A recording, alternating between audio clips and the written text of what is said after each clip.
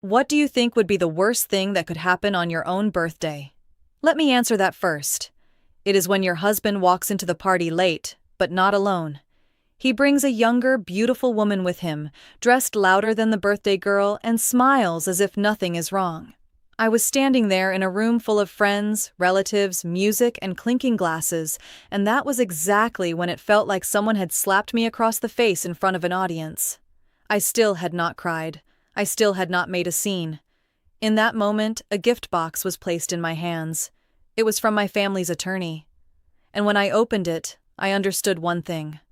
I was not going to be the one who lost everything that night. Even now, if I close my eyes, I can still remember how beautiful the house looked that evening. And I can still remember the cold that ran down my spine before anything had fully happened. My name is Savannah Whitmore. I was 41 that year, living with my husband in Charlotte, North Carolina, in a house at the end of a quiet street where the front lawns were always trimmed, the cars in the driveways always gleamed, and everything from the outside made it look like the people inside must be doing just fine. My house looked like that too. The kitchen was large enough for an 8-seat wooden table. The backyard was kept neat, with string lights along the fence and a patio set I used to love. For years, I honestly believed I was living in a marriage that had structure. It was not flashy, but it was steady. My husband, Dave Whitmore, is 3 years older than I am. If you met him once, you would probably like him. Dave speaks with restraint, remembers names quickly, and knows how to ask just enough to make the person in front of him feel seen. He is not the kind of man who shows off. He is good at something else. He is adept at giving people the feeling that he is a decent husband, grounded, reliable, and responsible. At gatherings, he is always the man pulling out chairs for older women first, taking over the grill outside without being asked, or stepping up to fix a light bulb before anyone has to mention it.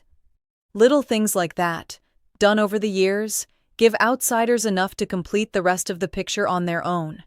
A man like that, they think, must be a good husband. That was the most dangerous part of Dave's character. He was never careless in the obvious way. He did not come home with lipstick on his collar. He did not let his phone light up with messages too blatant for another person to miss. He did not behave like a man doing something wrong. Dave kept his image so clean that if anyone ever started to suspect him, the first person who would look unreasonable was the one asking questions. We were married for 11 years. In those early years, I honestly believed I was lucky. Not because Dave was perfect, because the rhythm of our life felt stable. I am the kind of woman who loves order. I like dinner set on time. I like clean tablecloths, fresh flowers on the kitchen counter, and the feeling that every object in the house belongs exactly where it is. I like knowing the man I married will come home at the end of the day. I like the idea that two people may no longer be wildly romantic, but they are still a team. Maybe because I loved that feeling of family so much, I stayed in that marriage far longer than I should have. About 3 years before that birthday, Dave began to change. Not in the dramatic way where you can point to one day and say, that was when everything turned bad. It was much slower than that. He became less truly present. He would still sit in the living room, but his mind was somewhere else. He still answered when I spoke, but his responses grew shorter, more precise in a polite way, but no longer warm. Dave also began controlling the mood of the house through small things. If he was in a good mood, dinner passed quietly. If he was not, everything in the house seemed to pull inward on its own. No one ever said that out loud, but everyone adjusted to him. I realized it very late, maybe because it happened too subtly to name. There was something else too, something worse. Dave slowly began acting as if everything I had existed because of him. This house came largely from my side of the family financially. Many of our social relationships came from the network I already had before we married. But over time, Dave started talking about those things in a different tone, as if he was the one carrying this whole life on his back, and I ought to be grateful to be standing inside it. He never said anything bluntly cruel. But a look here, a half-joking remark there, the way he would cut me off in front of other people, all of it was enough to make me feel a certain kind of contempt growing underneath the surface. I did not have hard proof of an affair. Not then. What I had was the kind of intuition that is difficult to explain, the intuition of a woman who has sat across from the same man for too many years. I felt that I was no longer being seen as an equal, and once that feeling appears, everything afterward begins to tilt. That is why when Dave suggested hosting my birthday at the house, I was more surprised than touched. It had been a long time since he had shown real enthusiasm for anything that was only for me. But that day, he brought it up in a light voice, almost cheerful. He said 41 was a beautiful age. He said our friends had not gathered at the house in a while. He said his mother would be happy to come. He even mentioned a few mutual coworkers, a few old friends, as if he truly wanted to do something kind for me. I still remember standing in the kitchen, drying a plate, then looking up at him longer than usual. Something about Dave unsettled me. Not because he was cold, the opposite. He was too smooth, too ready, too polished.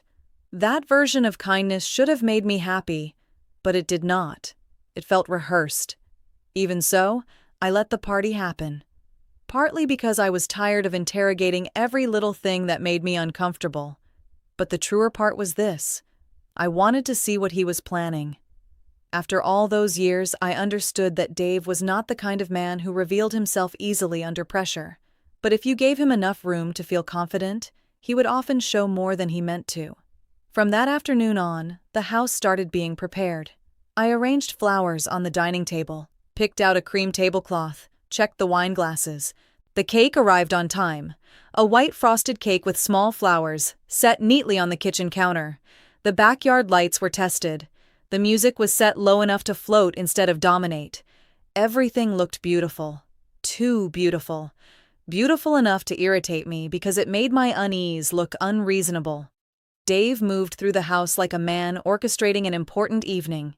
He checked the lighting in the living room, went outside to make sure the furniture was exactly where it should be, told the staff where to place the wine trays, adjusted the volume on the music. He was not doing anything wrong, but the perfection of it all made me cold.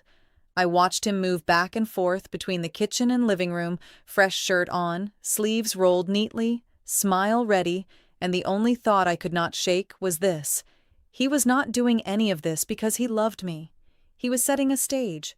Guests started arriving at 7, a few close friends of mine, a neighbor couple, 2 former co-workers, Dave's mother. Then a handful of the social acquaintances I saw at charity events, end-of-year dinners, and those long meals where everyone behaves as if they are enjoying themselves slightly more than they truly are. On the surface, the atmosphere really was lovely. Wine was poured continuously. The warm lighting softened the room. There was the sound of glasses tapping, people laughing, someone complimenting the cake. I wore a simple cream dress, accepted every hug, thanked everyone for every birthday wish, held my smile at exactly the right level. If you had looked only at a photograph from that moment, you would have said I looked happy. But the more people arrived, the clearer the feeling inside me became. I did not feel like I was standing in my own birthday party.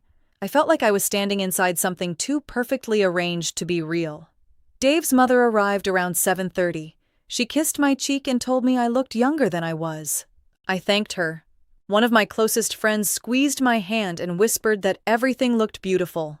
I smiled. Then I looked around again. Dave was still moving from group to group like the perfect man in a perfect evening. Pouring wine, telling stories at exactly the right moment, laughing just enough, resting a hand lightly on my back when people looked our way. He knew exactly where to stand to create the best possible version of himself. Around 8:10, Dave said he needed to step out and take a call. Just for a minute. He said it so naturally that no one paid attention. I only nodded.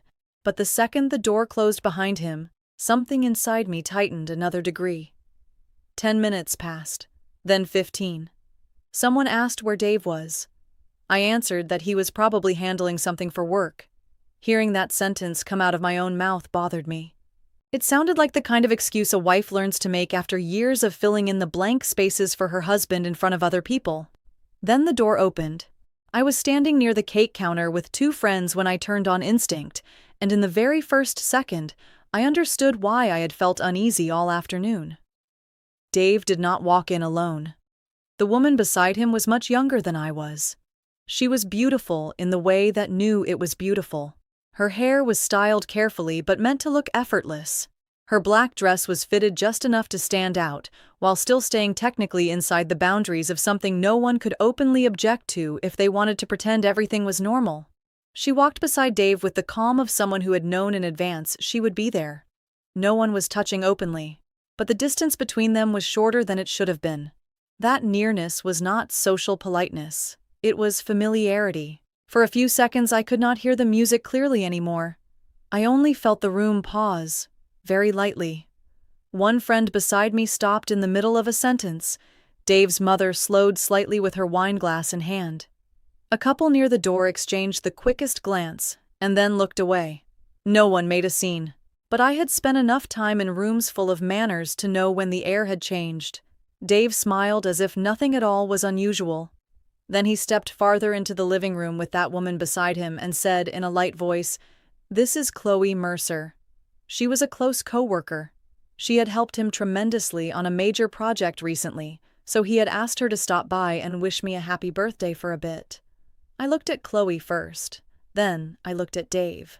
When your husband walks into your birthday party with a younger, beautiful woman and introduces her in that calm, even tone, there is one very brief moment where you do the stupidest thing possible.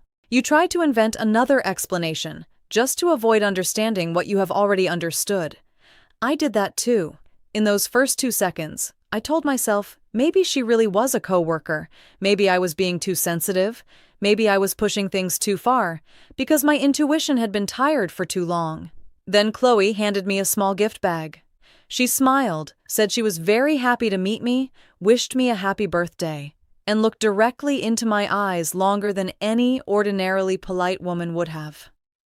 That alone was enough. I did not need to see them holding hands. I did not need to hear anything explicit. Their eyes, the way they stood, the ease between them had already said everything. I took the gift bag. My hands turned cold, but my face stayed still. Dave was watching me closely, not like a husband worried about whether his wife was okay. He was observing, measuring my reaction, testing the boundaries. And that was what made the anger in me settle in a more dangerous way. In that moment, I no longer felt like a humiliated wife. I saw clearly that this was a test of power. I smiled just enough and said I was happy to finally meet her.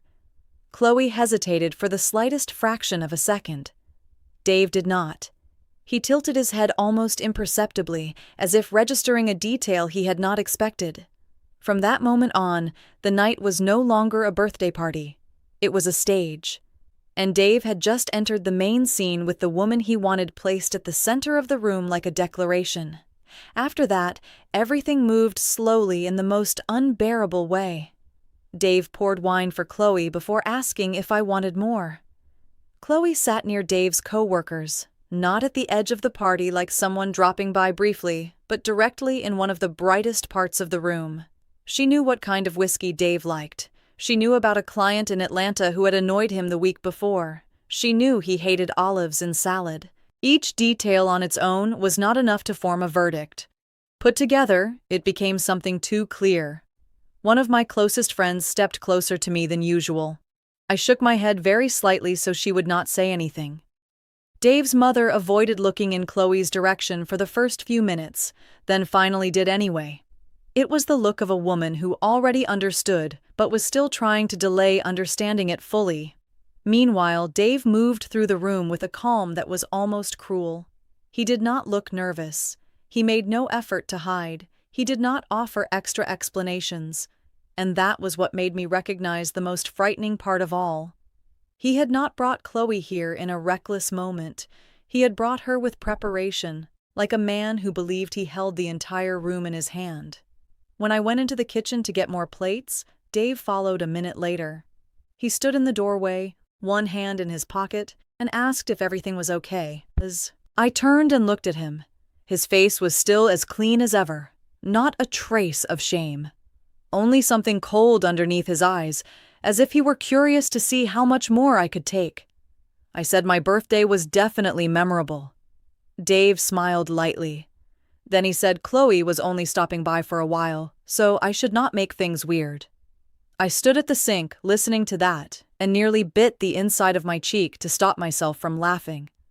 The man who had just brought his mistress into his wife's birthday party was warning his wife not to make things weird. When Dave went back to the living room, I stood still for another few seconds. My hand rested on the cold stone countertop. My heart was pounding, but my mind felt strangely clear. The first wave of shock had passed. What remained was a very cold kind of composure. Dave was not just betraying me. He had brought his betrayal right into the center of my birthday like a performance. And from that moment on, I understood one thing with absolute clarity. Either I was going to be crushed in front of everyone in that room, or someone was going to pay for going too far. At that point, I still did not know how that price would arrive. But I knew one thing for certain. Dave had underestimated me. He thought I was tired enough by now to do nothing except stand there and swallow the humiliation. He thought if he brought Chloe here, into my house, among my friends, under warm lighting and beside my birthday cake, I would have only two choices: stay silent or lose control. And in his mind, a woman like me would choose silence. That confidence was Dave's first mistake that night. Dave behaved as if he had merely brought an acquaintance by the house, not his mistress to his wife's birthday. He picked up the wine bottle, asked Chloe what she liked, then poured for her first. After that, he pulled out her chair near his co-workers, only a few steps away from me. The whole thing was done with such an even face that anyone determined to deceive themselves could still have said nothing was wrong. But because Dave was too natural, everything felt more wrong. Innocent people always have one beat of awkwardness. Dave did not. He stepped into that night like someone who had prepared the entire atmosphere in advance. I stood near the cake counter with a wine glass in my hand and barely touched it to my lips. I did not keep staring at Chloe. I watched the whole room. I watched one of my close friends smile and then stop midway through a sentence. I watched Dave's mother hold her glass longer than usual before finally taking a sip. I watched Dave choose where to stand beside Chloe, not close enough for someone to name it immediately, but close enough for everyone to see. Every detail was small, clean, almost deniable, but together they formed a picture obviously off balance.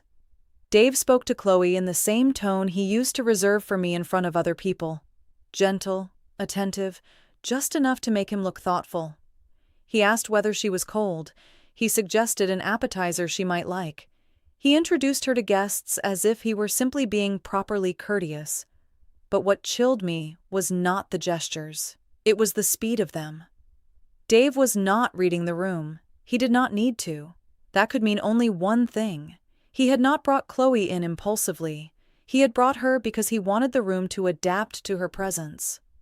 After a while, Chloe started talking more. At first, it was only harmless things. She complimented the house, complimented the lights in the backyard, said the cake looked elegant.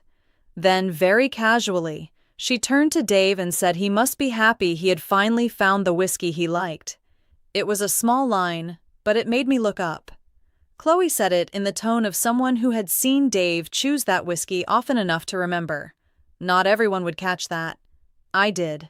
And I saw one of Dave's friends catch it too, because he faltered for a moment and looked at me very quickly. A few minutes later, someone asked Dave how the Atlanta project was going. Before he could answer, Chloe laughed and said the two of them had practically been buried at the office till late at night for weeks. She said it skillfully. Nothing in it crossed an obvious line. But no ordinary coworker says that at the birthday party of a married man's wife unless she means to send a message. I looked at Chloe then and understood that she was not naive beneath the polished exterior. She knew exactly where she was. She knew exactly who she was in that room. Worse than that, she knew how much space Dave had allowed her to take. I smiled at the right people, nodded when someone wished me well, kept receiving gifts, thanking guests, moving through the house like a hostess should. But inside, I was piecing together every clue I had spent months trying not to name. The nights Dave came home late and said only that clients had held him up. The business trip so vague I could barely remember where he had supposedly gone.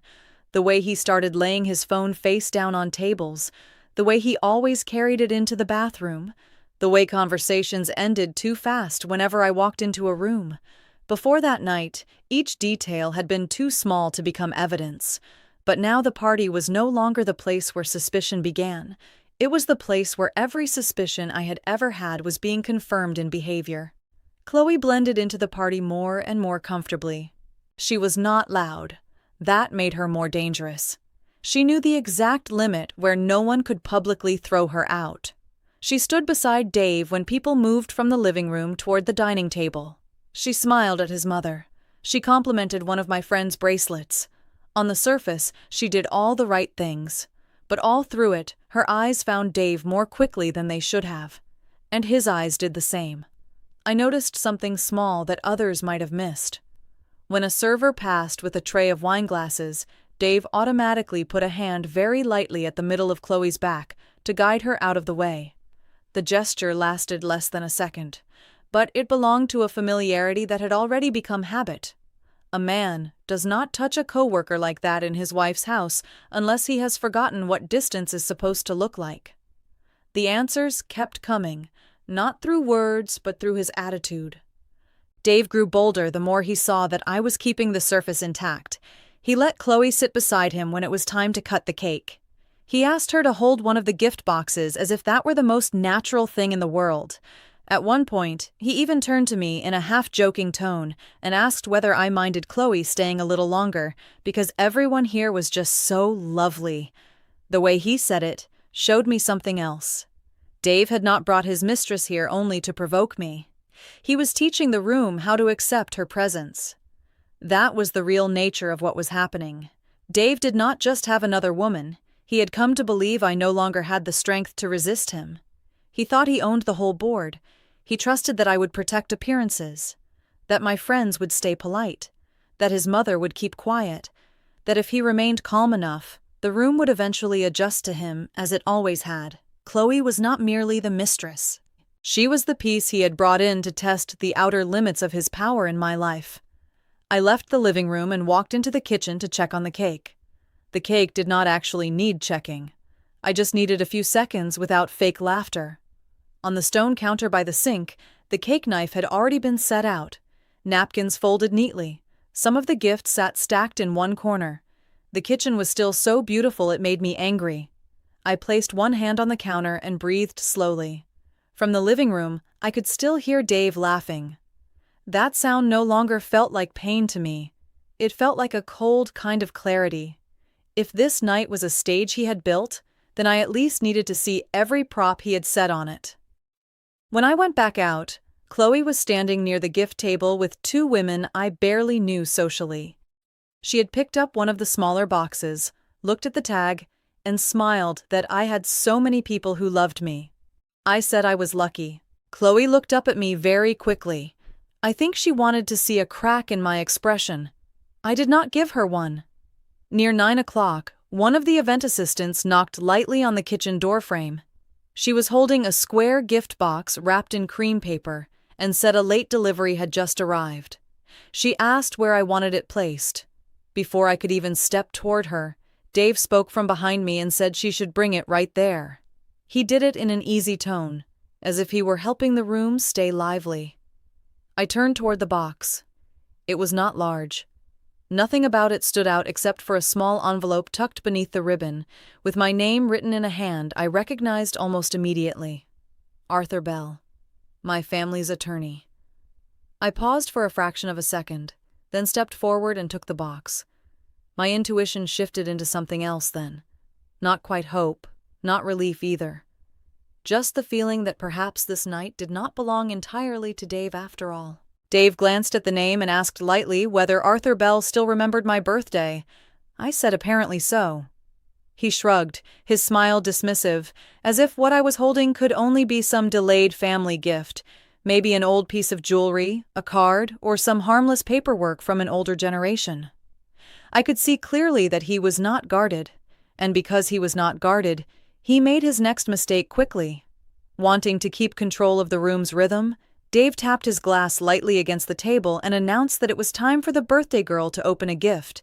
People responded with just enough polite enthusiasm. A few guests laughed. Dave's mother looked up.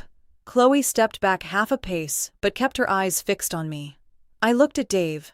There was confidence in his face, the confidence of a man who thought he knew every variable.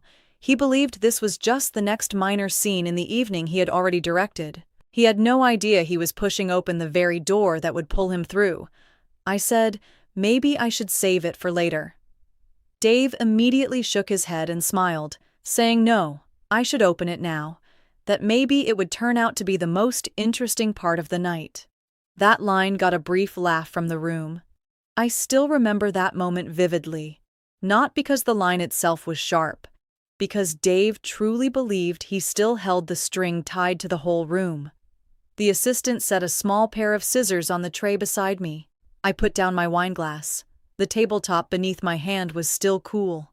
Suddenly, the music behind me felt much farther away. Some guests stepped closer to watch. Others stayed where they were but turned their attention fully toward me. Chloe stood by the corner of the gift table, one arm folded over the other, still wearing that thin smile. Dave stood just to my left, close enough to seem like a husband sharing a birthday moment with his wife, when really he was waiting for the next part of his performance. I looked at the box in my hands for another second. Arthur Bell did not send meaningless gifts. He was certainly not the kind of man to choose a night like this for a simple birthday gesture. I did not know what was inside. Dave did not know either. But unlike a few minutes earlier, when everything in the room had been set to his rhythm, there was now one object that neither of us had opened. And in that, for the first time all night, we were no longer standing in our old positions. I reached for the ribbon. The soft rustle of the paper was almost nothing, and yet I heard it like it was tearing a thin line through the air. I saw Dave lean forward just slightly. I saw his mother put her glass down completely. I saw one of my friends near the cake counter stop blinking. The air in the room shifted. Not with ordinary curiosity anymore. It felt like the moment before a door opens that everyone assumed was harmless, but suddenly no one is sure. I set the box on the counter in front of me. My fingertips still held the cool texture of the wrapping paper. Dave was standing right beside me. Too close, still confident enough not to move back. And that was the moment I understood the most important thing about the night. It was no longer only about Chloe. It was not only about Dave bringing his mistress into the house to humiliate me. The balance in that room had just developed a very small crack. No one could name it yet, but everyone could feel it. I held the box in my hands. For the first time that night, Dave was no longer the only person who thought he knew what was about to happen. I pulled the ivory ribbon from the box very slowly. The wrapping paper came loose without much sound, but in the strange stillness of that room, it felt like a rip. Beneath it was a rigid, cream-colored cardboard box. No jewelry logo, no hint of fashion, no sign of an expensive keepsake. I lifted the lid. Inside was a thick ivory envelope, the kind used for legal documents, not birthday wishes. My name was written on the corner in Arthur Bell's familiar handwriting. Just seeing the envelope, I knew this was not a social gift. Arthur was not the kind of man who sent unnecessary things. He certainly was not the kind to create drama on a night like this, unless the reason was serious enough. I pulled out the papers inside. On top was a short handwritten note, only a few lines. Arthur wished me a happy birthday in the calm, measured tone that always belonged to him. Underneath the greeting was the real reason for the package. He apologized for sending the documents so abruptly. He said he had tried several times during the week to reach me privately and had not been able to get a direct response. He also said that after reviewing certain recent financial requests and authorization changes connected to my family, he no longer felt it was safe to wait any longer. The final line was very short. "Savannah, you need to read this tonight. Do not sign anything else until you meet with me." I read the note once, then again. The room was still watching me, but by then I had stopped looking at any of them. I turned to the stack beneath it. It was a set of copied legal documents clipped neatly in order. On top was a confirmation notice that my family trust had completed the transfer of primary control to me 3 weeks earlier. I stared at that line for a long time. I flipped to the next page. There was an asset breakdown. There were usage conditions. There was a section confirming that previous authorizations had expired on schedule. Then I saw the thing that made my hands go cold. Arthur had attached a preliminary report listing transactions Dave had carried out over the last year using our marriage, my family name, or relationships he had gained by standing beside me. I looked up for a second. Dave was still on my left, close enough that I could feel the edge of his breath when he leaned in to see how far I had gotten. I could see his smile had become just a little less natural. Maybe he still did not understand what he was facing. I looked back down. The first page of the report was a summary. Arthur wrote sparingly, but every line was sharp. He identified 3 main issues. First, Dave had used my mother's company name as a soft form of backing in several conversations with partners, despite having no formal approval. Second, at least one questionable investment had been run through an intermediary company in which Dave held an interest without disclosure to my family's financial advisor. Third, there were signs that he had used an expired authorization document to create the impression that he still had access rights to part of the assets held in trust. As I read each line, the remaining air around me seemed to change. This was no longer about infidelity. Chloe was still standing there, but she was only the surface. What I held in my hands was proof that Dave had not only betrayed the marriage, he had begun trying to turn the foundation of my family into a financial stepping stone for himself. I did not need to be a lawyer to understand the danger. Just by the way Arthur arranged the documents, I could see one thing clearly. Dave had gone far beyond what I had imagined. He had not only been living off the image I brought him, he had started doing business through it. At the bottom of the stack were copies of 2 older authorization forms. One had expired 6 months earlier. The other only allowed limited informational access for a specific period of time. Arthur had underlined the conditions in red. Clearly. Impossible to misread. If Dave was still using those papers to create the impression he had authority, this was no longer some convenient misunderstanding. It was deliberate. That was when I understood exactly why Arthur had chosen to send all of this that night. He was not impulsive. If he had broken the family's usual discretion and let the documents arrive in the middle of my birthday party, it could only mean he believed a real danger was close. Arthur must have realized Dave was preparing some larger move. Maybe he was trying to pressure me into signing something. Maybe he was setting up conditions for leaving the marriage while keeping the stronger position. Maybe it was both. In that version of events, the party that night was not only about humiliating me with Chloe. It could also have been laying the groundwork to make me appear smaller, more confused, less secure, and therefore easier to push toward decisions that would hurt me later. This gift was not a coincidence. It was a life preserver thrown at the exact right moment. I did not read every page aloud. I did not need to. That room was not entitled to the full financial details of my family, but they needed to understand how large this was. I lifted Arthur's note first, looked up, and said very calmly that apparently my family attorney had just reminded me not to sign anything else until I had met with him. That single sentence changed several faces immediately. Dave gave a strained smile. He said Arthur always overreacted. His voice was still trying to sound normal, but I could see the color at his throat shifting. I did not look at him right away. I pulled one page from the stack and read aloud only the 2 lines confirming that control of the family trust had passed to me and that any old authorizations connected to the core assets were no longer valid without my direct signature. Dave's mother set her glass down too hard. Not enough to make a scene, but enough for several heads to turn. One of Dave's co-workers, standing near the kitchen door, took a full step back. Chloe still did not understand the whole thing, but I could see very clearly that the smile on her face had gone rigid.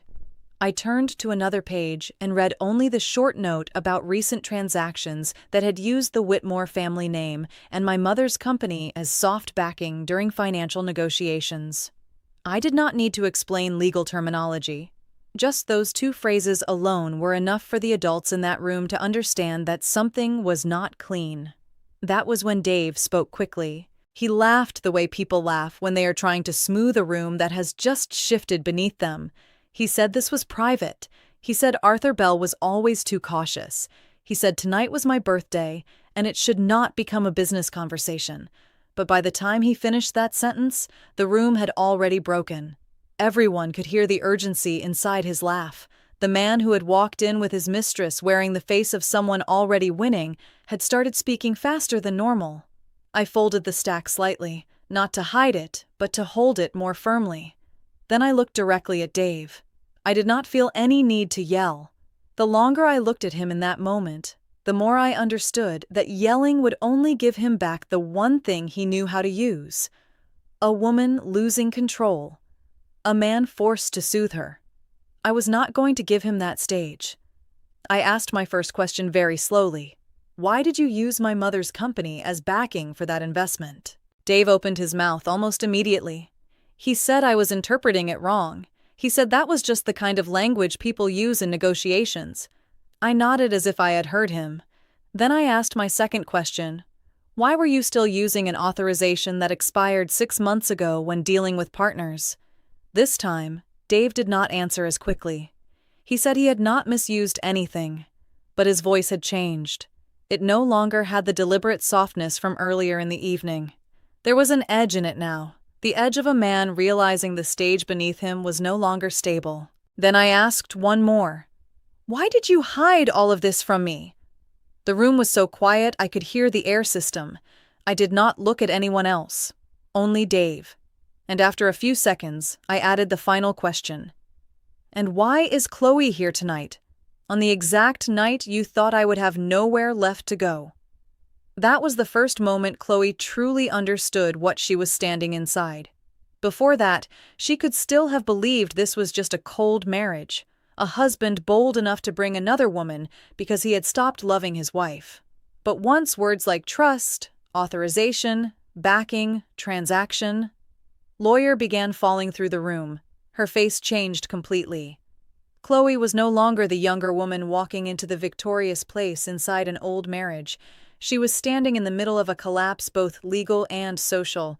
I saw it clearly in the way she stepped back, very slightly, but unmistakably.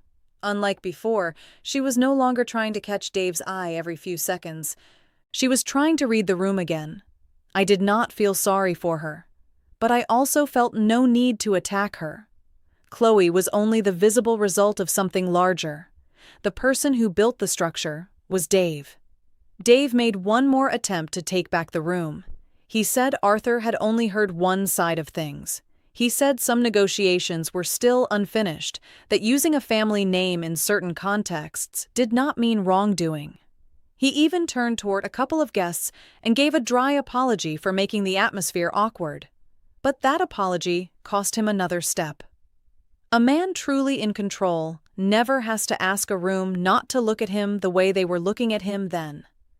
I stayed at the head of the gift table, the stack of papers laid out in front of me. My hands were no longer shaking, and in that moment, I realized something Dave was probably beginning to realize too. All evening, he had believed I was the one most likely to lose control. But once the truth entered the room, I had become the calmest person in it. I pulled out another page, not reading all of it, only raising the section Arthur had marked in red. I said this copy shows that at least one loan was opened on the assumption that you could access my assets. How far exactly were you planning to let me misunderstand things? Dave stepped closer. He lowered his voice and said, Savannah, this does not need to happen here. He said it in the tone of a husband trying to pull his wife into a private corner and stamp out a fire. But I was no longer the woman who would follow him into a closed room. I answered just as quietly, You're the one who chose this room. That stopped him for a beat. I do not know how much everyone in the house fully understood. Maybe no one grasped every legal layer. But they did not need to. Looking at Dave was enough. The balance of power had turned. The man who had brought his mistress to his wife's birthday to posture now wanted to drag the story away from the eyes of everyone present. And when a man starts trying to hide the thing he had been so confident displaying, that is the moment he begins to lose the stage. I did not reveal everything in the file. I did not read every loan amount. I did not read every email. I left exactly enough truth exposed for the room to understand that Dave had not only betrayed the marriage, he had betrayed the financial trust and social standing he had been living off. For me, that was enough for that night. No one was laughing anymore. I looked up at Dave. He was no longer standing the way he had at the start of the evening. His shoulders had gone tight, his jaw was clenched. His right hand touched his glass and then let go, as if he no longer knew what to hold. I remember exactly what I felt then. Not joy, not even relief yet.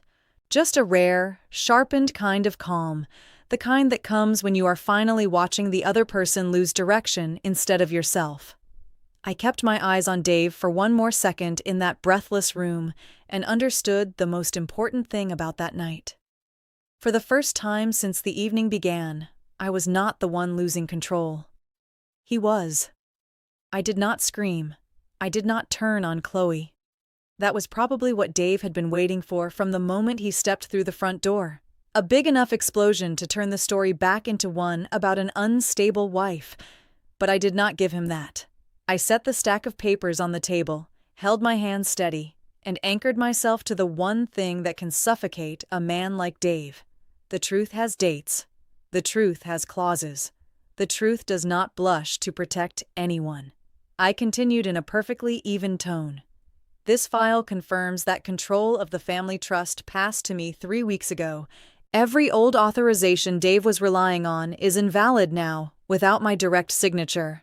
I did not have to raise my voice. The room had already gone completely silent. Just minutes earlier, Dave had walked in with Chloe as if all eyes belonged to him. Now the room was looking at him like a man who had slipped on a floor he thought was his. Dave's mother was the one whose face changed most clearly. She did not ask whether I was sure. She simply looked at the envelope in my hand, then looked at her son longer than usual. There was no more polite discomfort in her face. It was the shock of someone realizing she may have been standing on the wrong side for a long time. The people who had once thought of me as soft, mild, easy to overpower, were beginning to understand that I was not weak at all. Dave tried to regain his footing quickly. He picked up his glass and set it down again, gave a stiff smile, and said Arthur Bell always tended to overreact. He said I was reading from a preliminary summary as if it were a final conclusion. Then he turned toward the guests and said this was private, that my birthday should not be turned into a financial meeting. But the more he talked, the more obvious the truth became. Dave did not have real power of his own. His position came from standing inside this marriage, inside this house, under my Whitmore name, beside the relationships my family had opened to him. What he had been calling a future was largely built out of his role as my husband. I let him finish. Then I asked very slowly, "If this is all just a misunderstanding, why did you use my mother's company name in those communications with the partners without telling me?" Dave answered immediately that it was just a way to frame the conversation during negotiations. I nodded as if considering that, then asked the next question. If it was only framing, why does the report mention soft backing tied directly to the Whitmore name? This time he did not answer as smoothly. Each question forced the room to see that he was no longer gliding the way he had earlier. I turned to another page and mentioned the investment through the intermediary company. I brought up the expired authorization. I mentioned the meetings where Dave had introduced himself as the effective representative of an asset base that was not actually his to decide over. I read out only a few dates, a few company names, a few notes Arthur had marked in red. For men like Dave, what destroys them is not their wife's anger. It is detail too precise to twist. Once he could no longer smile, Dave shifted into the grave tone he had used for years to escape difficult conversations. He said he had done everything for the family. He said he wanted a better future for us. He said if he had gone too far in certain places, it was only because he was trying to keep our life standing. Listening to those words exhausted me, because in the end, he was still using the same old language to rescue himself. Sacrifice, future, family. All beautiful words, right up until you look at the hands holding them. I asked very gently, which family? The room went so quiet, I could hear the ice moving in someone's glass. I reminded Dave that this house stood on the financial base I brought into the marriage. The biggest upgrades had come from outside funds tied to me. The first relationships that put him in front of the right investors and partners had come through dinners I arranged. For years, I had never counted those things against him, because I thought we were a team. But if he wanted to turn marriage into a tool, then I had no choice but to call things by their right names. That was the moment Chloe's fantasy truly broke. Up until then, she may still have thought this was only a fading marriage, a husband bold enough to bring another woman because he no longer loved his wife. But the second words like trust, authorization, backing partner started falling through that room. Her face changed completely. Chloe was no longer the young woman stepping into the winning place inside an old marriage. She was standing in the middle of a collapse, both legal and social. I saw it in the way she pulled away from Dave without seeming to realize she was doing it. Earlier, the space between them had been close enough for everyone to notice. Now she stood farther away, shoulders tucked inward, looking at Dave differently. No longer like a woman confidently standing beside the strong man she had chosen. More like someone who had just realized he was wearing shoes that did not belong to him. Dave was not the powerful man he had made himself out to be. He was just a man borrowing his wife's image to make himself look expensive. I looked straight at Dave and said, "You did not walk into this party to humiliate me. You walked in here to show everyone that you thought I had nothing left. You were wrong, Dave." I did not raise my voice, but because I did not need to, the sentence landed hard. Dave froze, not in some dramatic burst of anger. In the slower collapse of a man realizing that everything he had spent the evening calculating was now turning back on him in front of witnesses. Some men only stay upright because of the way other people see them. Once that gaze shifts, they hollow out quickly. A few guests started reaching for their bags. No one stormed out noisily. But one person looked at me, gave the smallest nod, and quietly excused themselves. Dave's mother was still there, but she did not speak up for him. She only turned her face away when Dave said I was being too harsh. That gesture weighed more than any open criticism. The mood in the house changed fast. Less than half an hour earlier, it had still been a birthday party with wine, cake, and polite wishes. Now it was a roomful of people watching a man dismantle his own life. No one needed me to explain Chloe anymore. No one was naive enough to think she had simply dropped by as a coworker. Everything had locked together too clearly.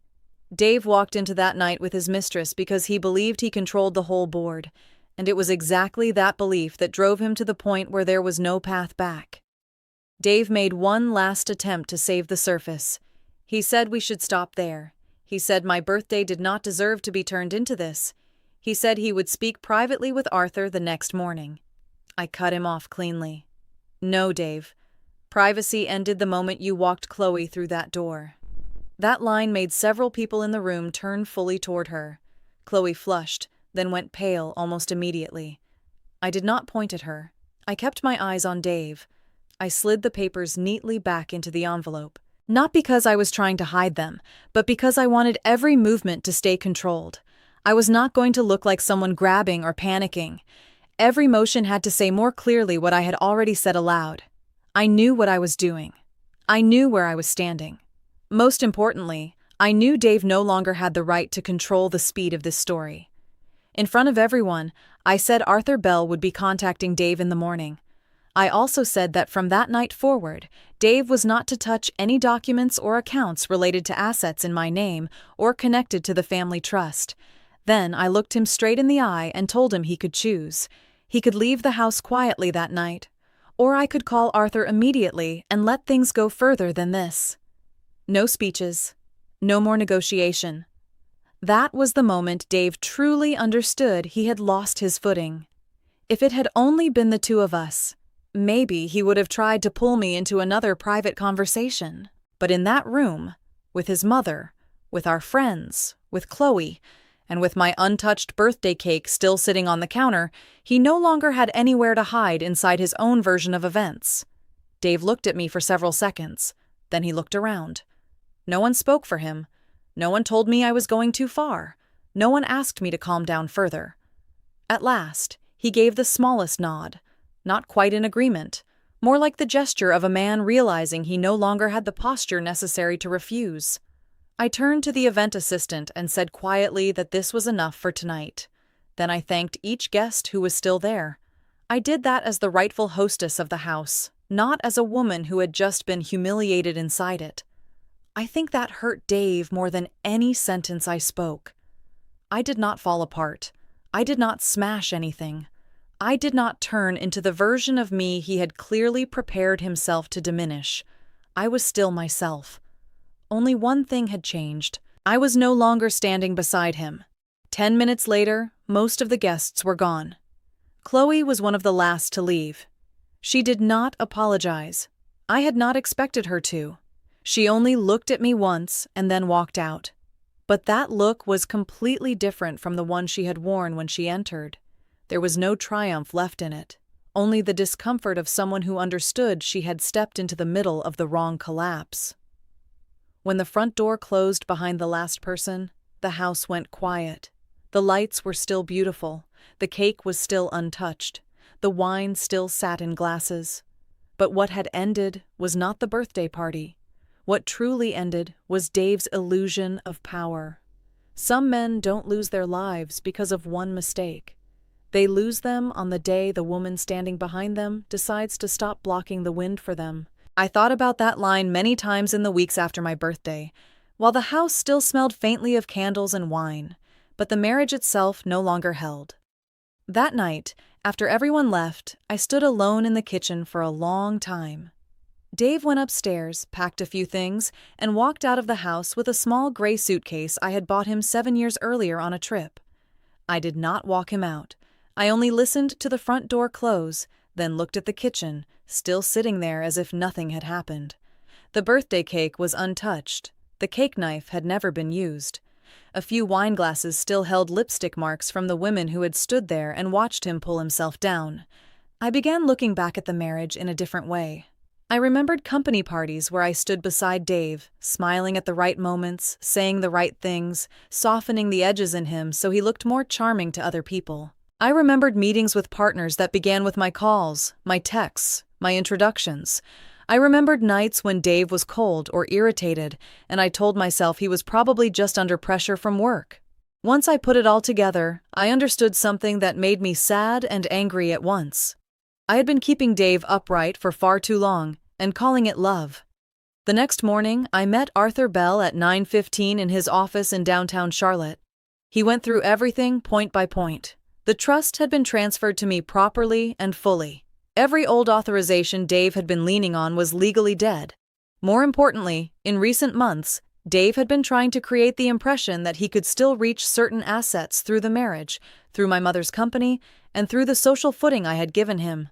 Arthur told me the first step was to close every path Dave might still use to borrow my family's name. I signed a series of new documents. There were access restriction forms. There were warning letters to 2 partners Arthur suspected had heard Dave exaggerate his authority. There was a review request for an investment hidden behind an intermediary company. There was also a notice to the bank to flag account access and authorization history for review. I signed every page with a strange steadiness, maybe because after that birthday night, the deepest pain inside me had changed into something else. Clarity. For the first 3 days, Dave still tried to preserve the image. He sent apology texts in the perfect Dave structure, not too emotional, not too openly guilty, just enough to look like a man trying to repair something. He said the night had gone too far. He said Chloe had been a stupid mistake. He said he never meant to hurt me publicly like that. I read every line and recognized the old reflex. Even while apologizing, Dave was still trying to edit the story into a shape more useful to him. I did not answer. I let the lawyers work. I let paper come before emotion. The more I did that, the more clearly I saw that Dave was not losing everything because of the box Arthur sent. He was losing things piece by piece because I had finally stopped standing in front of the wind for him. The house was the first thing that changed. 1 week earlier, Dave still moved through those rooms as if he had unquestioned ownership over everything in them. Now he had to schedule time to come back and collect his belongings. I required the house manager to be present. I required advance notice for every visit. No more walking into the kitchen as he pleased, opening the wine cabinet, or sitting on the sofa like nothing had happened. The partner's attitude changed even faster. Arthur did not give me every detail, but I knew that within 2 weeks, 3 separate calls had been routed directly to him, asking for clarification about Dave's role in certain negotiations. Men who had once enjoyed dinner at our table suddenly became much more careful when Dave's name came up. They did not need to hate him to step back. All they needed to understand was that he had been standing on borrowed ground. Dave's mother no longer defended him either. She called me twice. The first time, she cried and said she never imagined things had gone that far. The second time, she simply asked whether I was all right. She did not ask me to forgive her son. She did not say I should think of the family. That silence told me the most. Chloe disappeared from the picture even faster. In the first week, she still texted Dave, according to him later. But once Arthur's warning letters started going out, once certain transactions began getting pulled apart, once the story inside our Charlotte circles shifted, Chloe backed away quickly. I do not blame her for running. I only understood something more clearly. If Dave had actually been the strong man he liked to imagine himself to be, Chloe would have stayed longer to face it beside him. 2 weeks after my birthday, Dave asked to meet me in person. Not at the house. At a small coffee shop about 10 minutes from my neighborhood. I agreed because I wanted to hear him without an audience, without Chloe, and without that confident voice he used when he believed he controlled the room. When I arrived, Dave was already seated in the back corner. For the first time in years, he looked smaller, not physically, in spirit. Dave said he had been wrong, said he had been stupid, said Chloe had started as something small and gone too far. He said he still loved me. And strangely, that was the line that hurt me most. Because on some level, I believe Dave may have once thought he loved me. It is just that he loved me the way people love a solid foundation, a useful stability, someone always present in exactly the right place, so life looks more respectable. I looked at him for a long time before I said anything. Then I told him the thing he feared most was not losing me. It was losing what I brought. Dave blinked very slowly. I knew I had hit the truth, because if all he had lost was me, he could still call it heartbreak. But losing the house, the position, the relationships, the feeling of being backed by my Whitmore name, that was the part that was really crushing him. He shook his head and said it was unfair of me to think of him that way. I did not argue. I only asked one question. If Arthur's gift had not arrived that night, were you really planning to keep moving forward with Chloe while I stood still in my own house? Dave did not answer. That silence gave me more than any confession could have. Then I said the truest sentence I had ever spoken in that marriage. You did not lose everything because I opened that gift. You lost everything because I finally saw who you really are. After that, Dave stopped defending himself. His face seemed to fall out of the last role he had left. No social smile, no reassuring eyes, no measured voice guiding the room. Only a man sitting across from me, understanding for the first time that he had pushed too far. I had always imagined that if a day like that came, I would feel triumphant.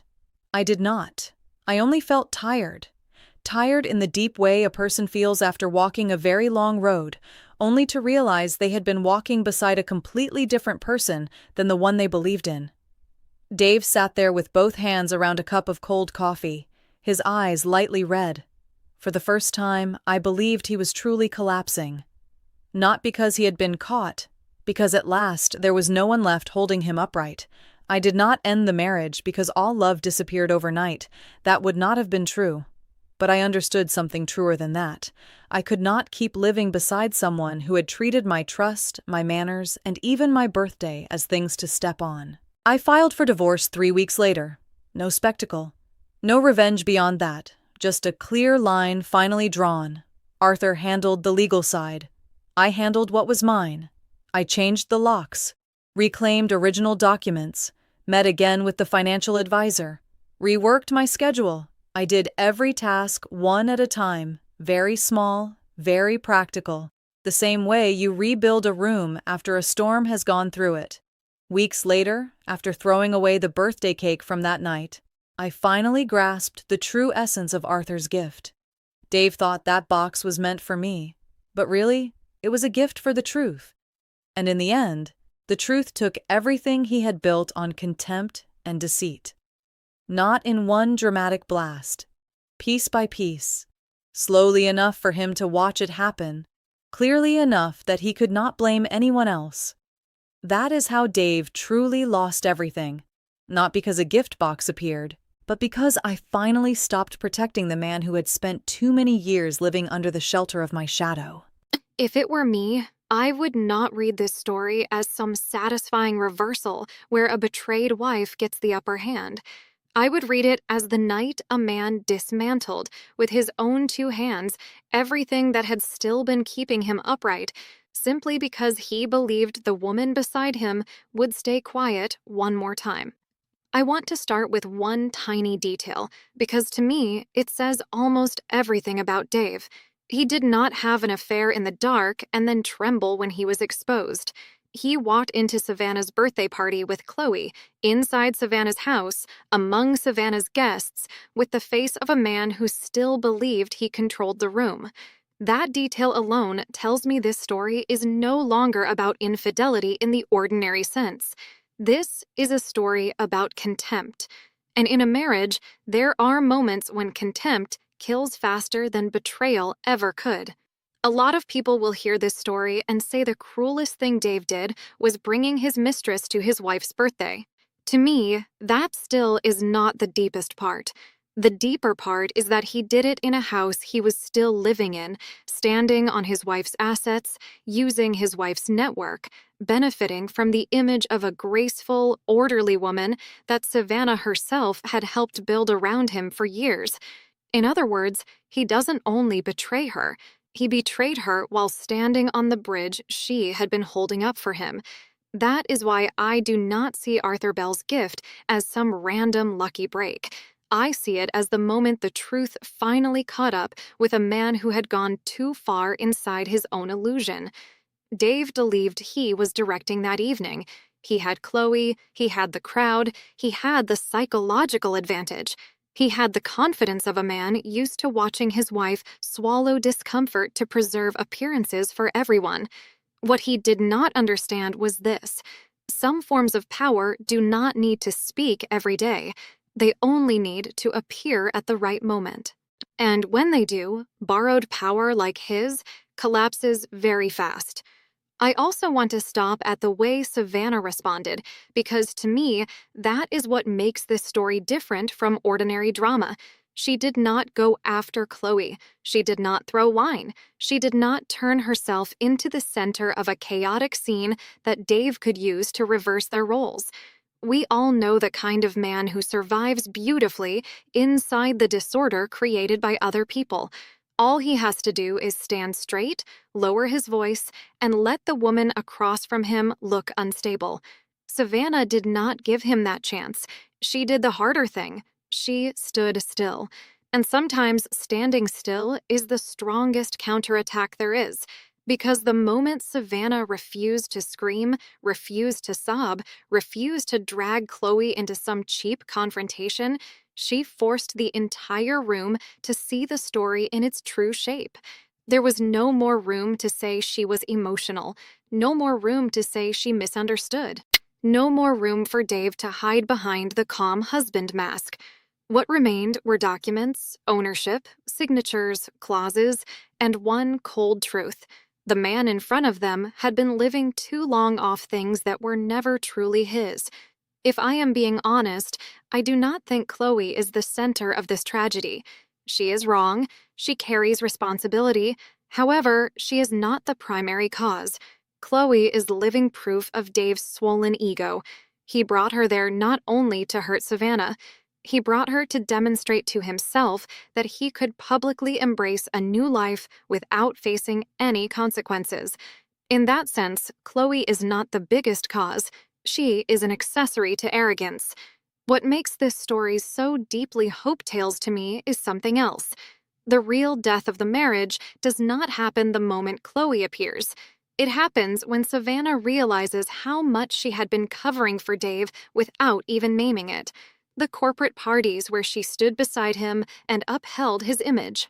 The relationships she opened for him. The nights she told herself he was only stressed. The times she supplied grace where he lacked warmth, polish where he lacked subtlety. Many women live in marriages like that and never call the labor by its real name. They think they are building. In truth, they are holding up a man who has gotten used to standing on their shoulders.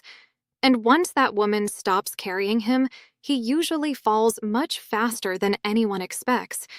To me, that is the most painful part of this story, but also the clearest one. Dave did not lose everything because Arthur sent a box. He lost everything because Savannah finally stopped doing what she had done for years, making him look more decent than he really was. Once that stopped, all that remained was a man with a younger mistress, a few late excuses, and a pile of unclean dealings no longer shielded by the polished image of a stable marriage. Maybe the thing I want to leave behind after this story is not advice about how to strike back beautifully. I only want to say something much simpler. If someone begins to exploit your kindness, they will eventually come to view it as a given. And once they see your trust, your grace, your ability to preserve dignity as things they are entitled to spend, then the question is no longer whether they love you.